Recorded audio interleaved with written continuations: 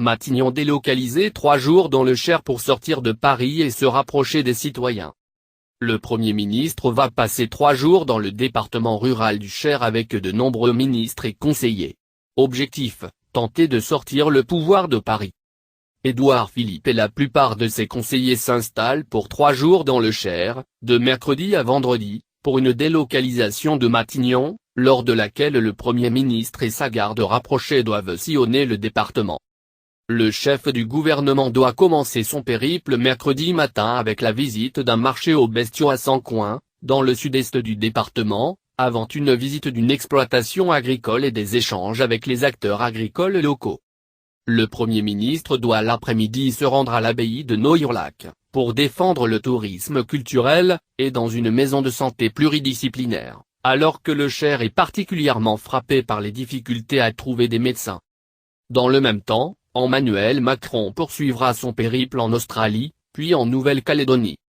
Dans l'entourage du Premier ministre, on loue cette délocalisation pour se confronter aux Français et aux questions qu'ils se posent dans les politiques gouvernementales.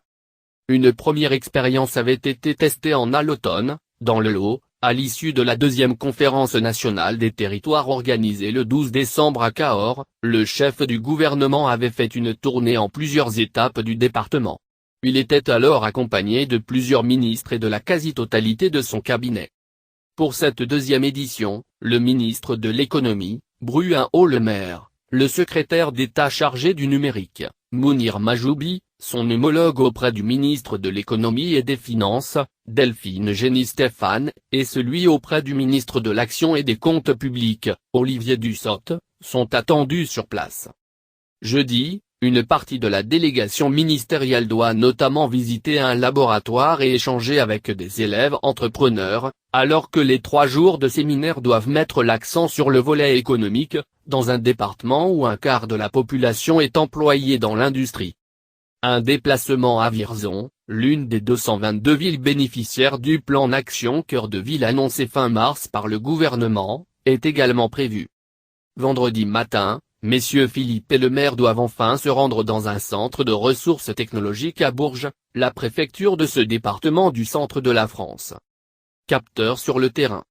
En parallèle du programme du Premier ministre, la plupart de ses conseillers vont également enchaîner leurs propres visites, chacun en rapport avec son domaine de compétences, pour prendre du temps et trouver des solutions innovantes auxquelles on ne pense pas toujours à Paris, indique-t-on dans l'entourage du chef du gouvernement.